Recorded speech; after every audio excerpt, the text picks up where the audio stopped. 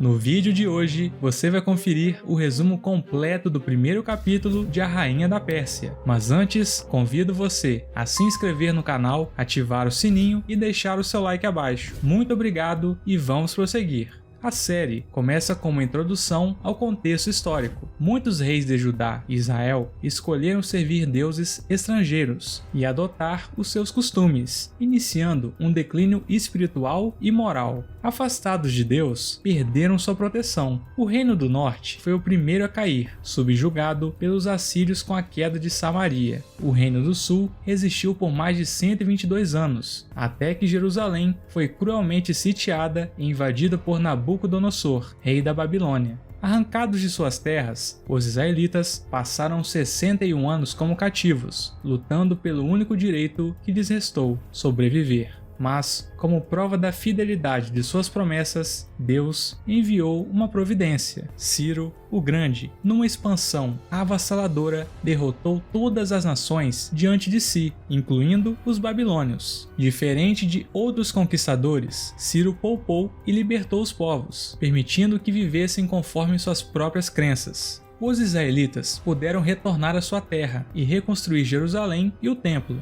Contudo, com a Pérsia chegando ao auge sob o governo de Dario, muitos israelitas preferiram a prosperidade e comodidade de viver no maior império do mundo. Ainda assim, alguns sonhavam em retornar a Jerusalém, e essa é a história da Rainha da Pérsia. Após o contexto histórico, somos transportados para Suzã. Esther caminha pela cidade, enquanto Xerxes discursa para o povo, celebrando os 3 primeiros anos de seu reinado e a construção de Suzã, agora um centro multicultural. Ele fala com entusiasmo sobre a beleza e a diversidade da cidade. Com a ajuda de Ioná, Esther chega em casa e é recebida com sorrisos e um sonoro grito de surpresa. Ela vê Enoque, o seu amado, de volta, e os dois se abraçam apaixonadamente. Mordecai, que organizou a surpresa, pergunta a Esther se ela gostou. Ela responde que não sabe como lidar com tanta felicidade, tendo seu futuro marido e seu pai adotivo ao seu lado. Enoque mostra um desenho de Jerusalém e, esperançoso, diz que um dia a cidade será como antes. Ioná, que está grávida de Mordecai, brinca que está com fome, apressando todos para a refeição.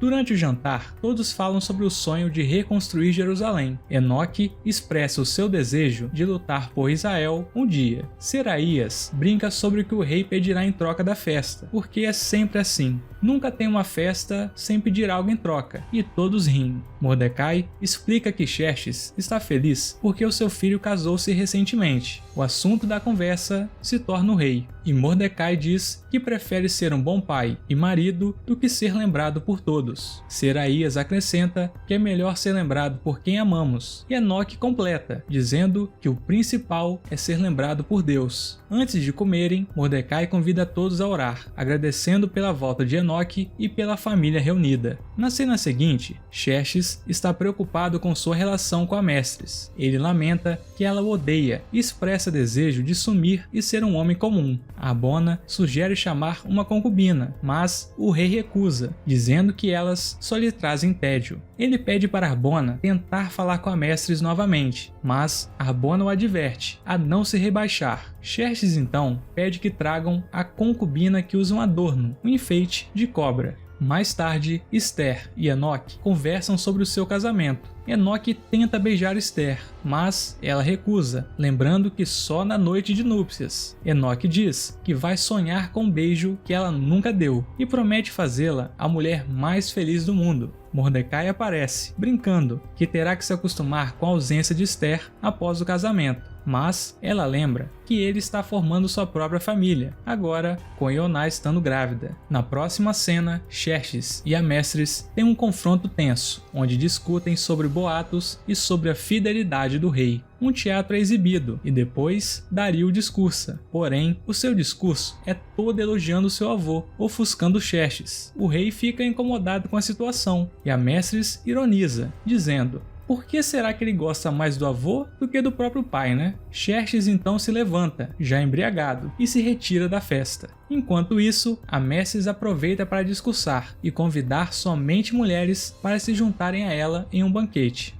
Xerxes sente-se atraído pela esposa de seu filho, chamada Artaíde. Ele acaba se deitando com ela. Amestris encontra o filho e diz estar orgulhosa, ainda mais pelo fato que puxou seu avô e não seu pai. Preocupado, Dario pergunta à mãe se ela viu Artainte, sua esposa. Amestris diz que não. O informante avisa Amestris que ela estava nos aposentos do Xerxes, quando de repente Artainte aparece, como se nada tivesse acontecido, indo de encontro ao seu marido após ter o traído. Na cena seguinte, já à noite, vemos Esther com sua roupa de noiva, sonhando com essa data. Ela chama seu gato para entrar, pois vai dormir, mas ele não vem, então ela vai buscá-lo noite afora. Para surpresa de Esther, o seu gato estava aos cuidados de um homem mascarado, que diz que o gato está sendo um bom amigo para ele essa noite. O mascarado trata-se do Xerxes, mas a Esther não sabe. O rei pede para que Esther fique um pouco, mas ela diz que nem o conhece. Xerxes diz que nem ele mesmo se conhece, mas se Esther o conhecesse, saberia o que é ser vítima de tudo e de todos. Esther então responde que todo mundo é vítima de pelo menos alguém nessa vida, revelando ser órfã. Xerxes sente muito. Esther diz que nem por isso ela se faz de vítima, e o rei responde que ele não se faz de vítima, perguntando o seu nome, e é nesse momento que a moça revela ser Esther. Impressionado, o marido de Amestris diz que é um lindo nome e, sem tirar a máscara, diz que ele é o rei Xerxes. A Esther diz não o conhecer pessoalmente, mas o que ouve falar dele é que é um homem bom. Xerxes diz que não precisa tentar agradá-lo, mas Esther diz que ela não é disso, que ela não mente. A moça fala que o rei não precisa agradecer pela forma positiva que é visto pelos seus súditos. Ela que agradece pela forma respeitosa que os trata. Xerxes comenta que ela é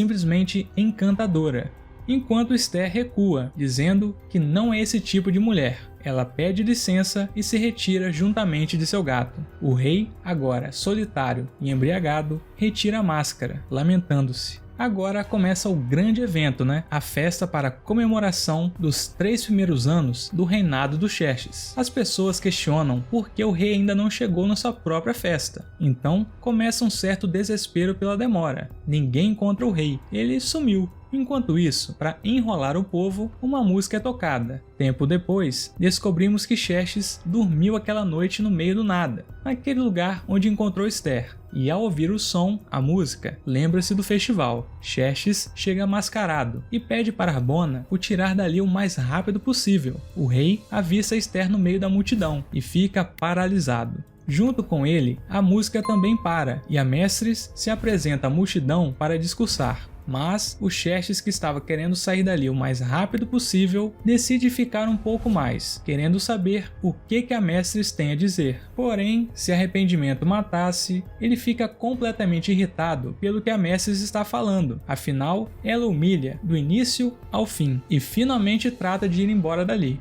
Esther, na multidão, a elogia, dizendo que parece ser uma mulher forte, segura e bonita, mas Enoque não concorda muito e diz que as aparências enganam. Amestris pergunta pelo rei e é informada que ele não está no palácio. Logo quando Amestris informar ao público sobre o atraso do rei e continuar discursando, o Xerxes aparece de surpresa, do nada. Ele tenta beijá-la, mas fica no vácuo. Amestris pergunta onde ele estava a noite toda, e Xerxes ironiza, dizendo que achava que ela não estava afim, conforme disse anteriormente. A Esther diz ter pena do rei, por parecer tão triste. Xerxes olha fixamente para Esther e sorri. Enoque percebe e diz para Esther que ela conseguiu a atenção do rei, mas ela não entende o motivo, e Enoque brinca, dizendo que ele sabe o porquê, se referindo à beleza da futura esposa. Na próxima cena, vemos o rei todo feliz, agradecendo ao povo pela presença no banquete, mas questiona: onde estão as mulheres? Harbona avisa ele que a rainha Amestris está em outro banquete com as mulheres convidadas, apenas mulheres. Disfarçando e demonstrando poder, Xerxes diz ao povo que havia se esquecido, que havia cedido sua esposa a esse outro banquete. Mas o rei então pede explicação a Harbona. Que história é essa? O Harbona explica que Amestris decidiu se despedir das mulheres dos oficiais com um banquete especial, mas pede calma, deixa ela pra lá,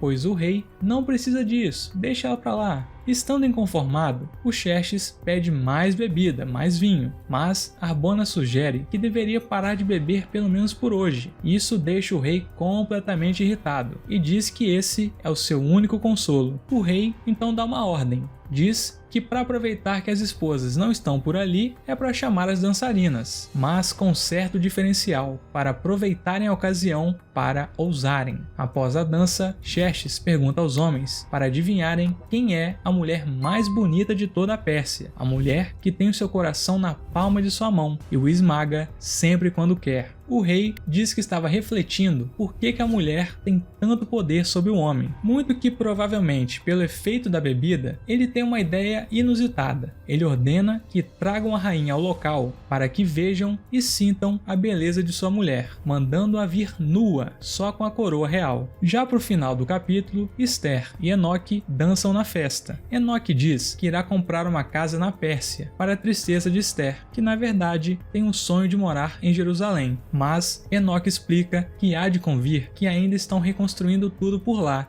Quando melhorar, aí sim, eles vão. Enoque diz que nunca vai frustrar seu sonho, porque também é o mesmo que o seu, mas ainda não é seguro ir para Jerusalém. Buscando convencer o seu futuro marido, Esther diz que isso não é problema, afinal, Deus é com eles. Mas Enoque diz que em Pérsia estão mais seguros que em Jerusalém, afinal, nem os muros lá foram feitos ainda. E Enoque promete que irá morar com ela em Jerusalém, no momento certo, deixando a Esther muito feliz. Em seguida, a Mestres aparece em seu banquete com as demais mulheres, tocando flauta. Harbona aparece e diz que tem um recado do rei. Ele quer que a Mestres se apresente a ele, usando apenas a sua coroa. Acabando com o clima da festa, a trombeta soa e o povo é avisado que alguns homens serão convocados para batalharem. Nome após nome vai sendo citado. Todos ficam apreensivos, pois ir para uma batalha é a dúvida de não saber se volta com vida. O pior acontece quando é citado o nome de Enoque, que faltava pouco tempo para se casar com Esther, e não demora muito para que a própria Esther e a mãe de Enoque comecem a chorar. E assim termina o primeiro capítulo de A Rainha da Pérsia. Deixe seu comentário com a sua opinião e nota sobre ele. Não esqueça de se inscrever no canal, ativar o sininho para não perder nenhuma novidade e deixar o seu like. Nos vemos no próximo vídeo. Até a próxima, valeu!